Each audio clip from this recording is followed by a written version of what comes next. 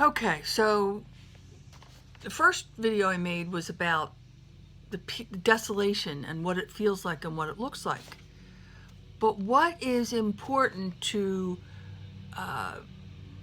fight against desolation, which are rules 6, 7, and 8 in the exercises out of 14? What helps us not succumb to desolation are our thoughts. We use our thinking process, which usually is overtaken, but we use our thinking process to tell ourselves the truth and to identify and resist the lie of desolation, which it always does. And we tell ourselves the truth, which is, this is not of God. This is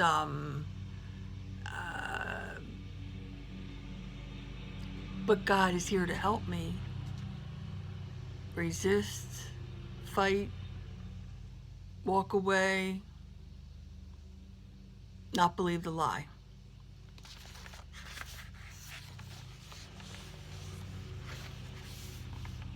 Father Tim Gallagher, in his book Discernment of Spirits, says, he writes, he has a chapter for each of the rules. Chapter 4 is desolation, that's rule 4. Chapter 5 is a time for fidelity. Never change spiritual proposals when in spiritual desolation. So it's a time for fidelity, to remain faithful.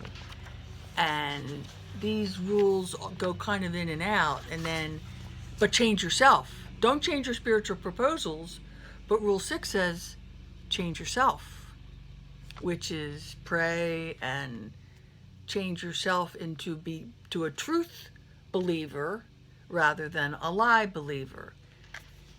And Father Gallagher talks about chapter 6 being a time for initiative. We've got to take the action to fight against whatever the lie of desolation is putting us through the trial. And then rule number 8 is a time for patience.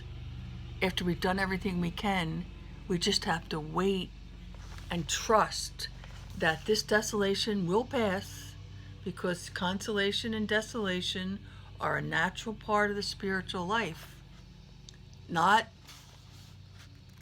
set in stone at all, although we feel times that's what it is. And so those 3 rules are the ways to not change spiritual proposals when in spiritual desolation.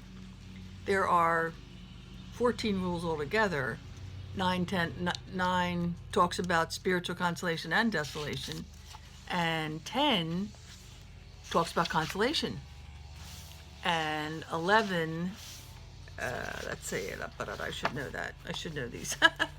Oh well.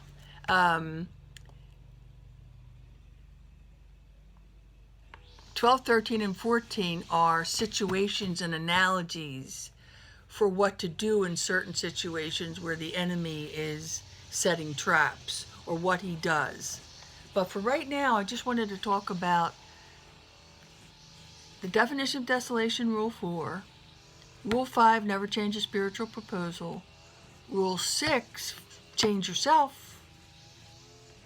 Don't change your proposals. Rule 7, so Rule 6 is a time for fidelity. Rule 7, a time for initiative. And Rule 8, a time for patience. And you go in and out of it, because you might be taking the initiative, and then you might have to be called back to faith, or you might need all 3 at one time. But believe it or not, once you learn these, they are so fruitful, and they save you so much agony and heartache, because you know ahead of time not to go where the enemy is leading you, and to cling to God. These rules of discernment.